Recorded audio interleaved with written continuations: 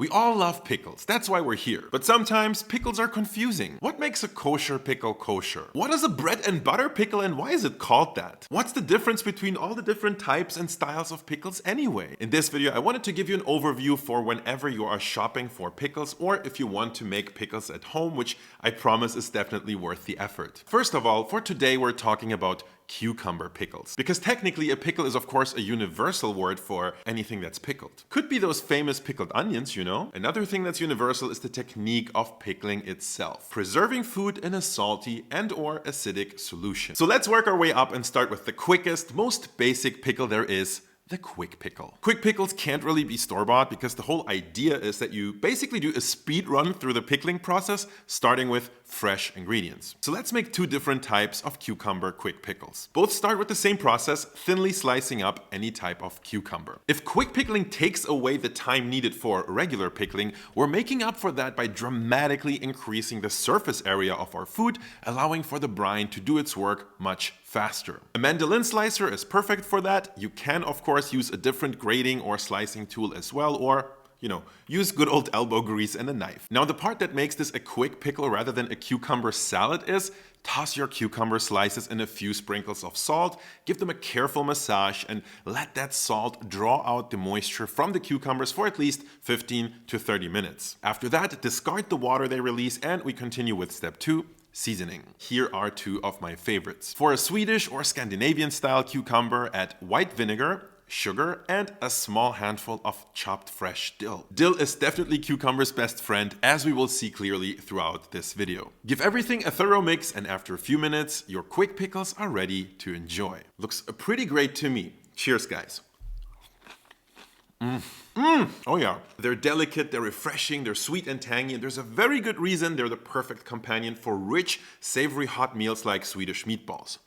But you could also go Japanese style and add soy sauce, rice vinegar, a bit of sugar, a dash of sesame oil, a tiny bit of minced garlic, as well as some toasted sesame seeds. Shake this up as well and we're ready to taste our Japanese style quick pickles. This one works similar to the Swedish ones, but the nutty flavor from the sesame seeds and the hint of umami from the soy sauce and of course the garlickiness, it just makes it a better pairing for many East Asian dishes and others.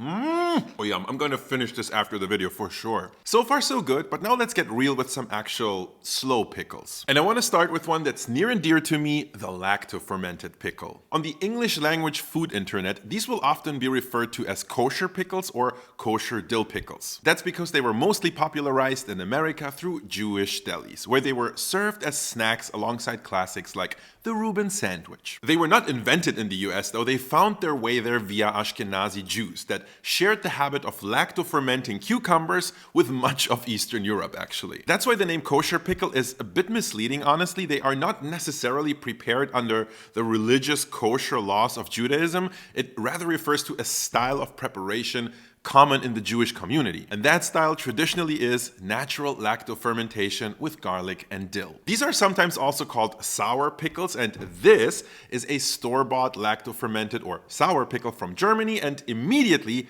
we can see how cloudy that brine is. That's actually a telltale sign of lacto-fermentation. Let's try some of the brine. Ooh, it is acidic, but there's no vinegar. That's all lactic acid produced by natural fermentation, and it does come with the probiotic benefits of a naturally fermented product. Let's maybe not drink the brine, but eat the pickle. Cheers. Tangy, savory, a little funky, not sweet at all. I personally love this flavor. This is peak pickle to me, which is not to say I don't like the others. But lacto-fermented pickles get even better when you make them at home, which is super simple and has one huge advantage, which I'll explain in a second.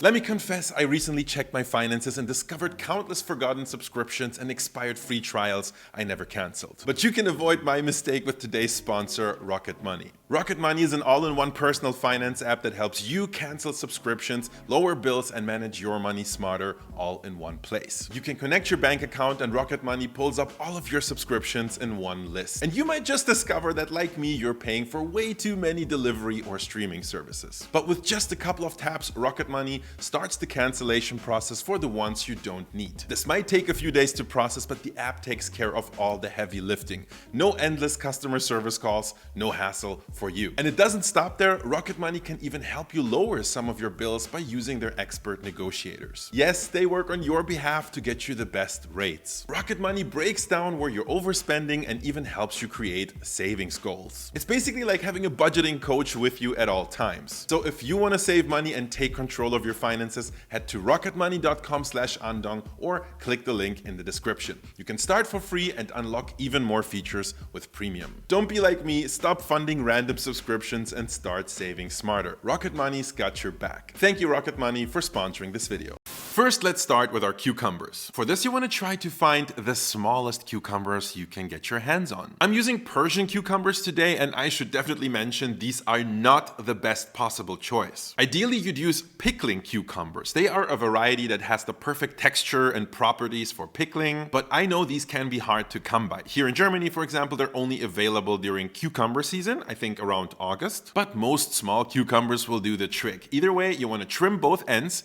That's because they are more prone to growing mold, and it will also be easier for the brine to penetrate into them this way. And speaking of the brine, for that you want to make a 4% salt water solution, meaning 40 grams of salt per liter of water. While that's dissolving, let's add a few crushed garlic cloves to a very clean pickling jar and a little bouquet of fresh dill. Again, there's actually a seasonal twist. During cucumber season in the summer, you can also get flowering dill, which has the most aroma and is therefore perfect for pickling. But don't worry, you can definitely use regular dill as well. Now, let's squeeze our cucumbers into the jar. What we're going for is that super tight fit where the cucumbers will stay in place even when turned upside down. That's because they're natural floaters and we want them to stay submerged. Now we can just cover them with our 4% saltwater brine, seal them up, and the last remaining ingredient will be thyme, which is actually where things get really interesting. When you buy pickles at the store, they're always at their final stage. They are fully fermented, sour pickles. But when you make them at home, you get to decide where in the process you want to eat your pickle. And this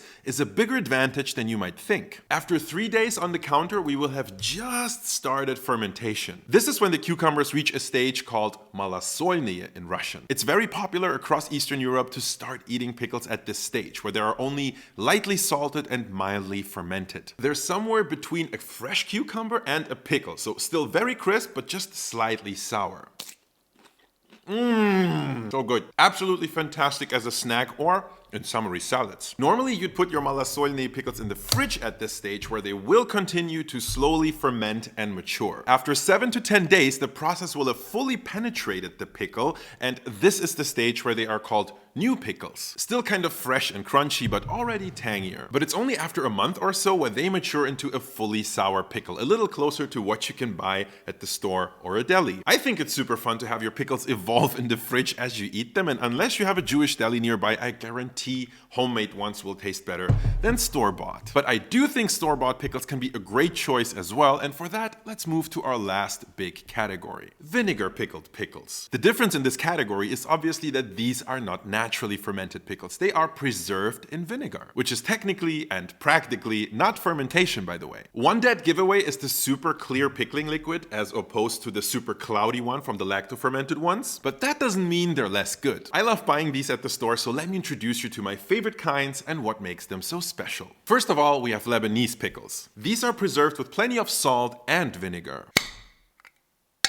Look at that. Let's give them a taste. I really like these.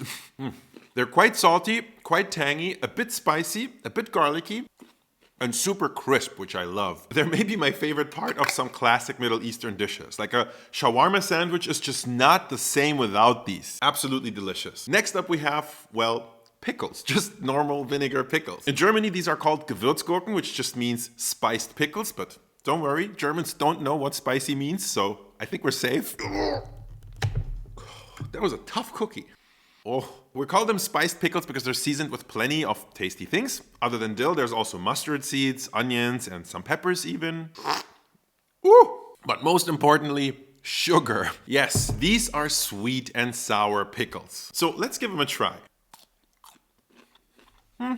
Well, they're sweet, and they're sour, but there is a distinct difference between this vinegar acidity and the natural lacto-fermented tang of the sour pickles before. I think these work really well in things like potato salad or pasta salad, although as a snack, they're honestly not really my thing. I personally prefer the sour pickles, not these sweet ones.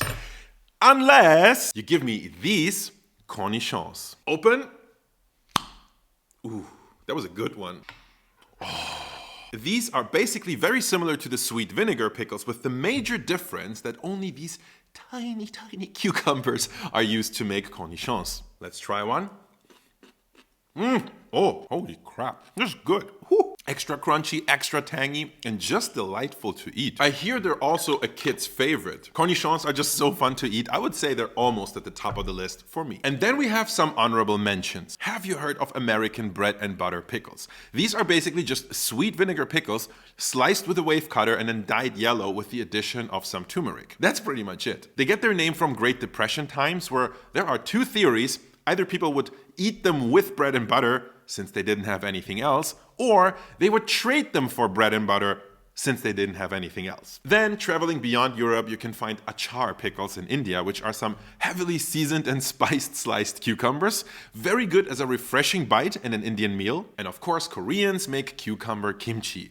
Very tasty as well, naturally fermented, but usually not for a super long time. Tastes fantastic with Korean barbecue, if you ask me. If you want more pickle-related content, I have an old but gold video where I visit Germany's pickle capital, the Spreewald. Or how about one of my food history videos? They're as crunchy as a pickle, whatever that means. See you guys in the next one.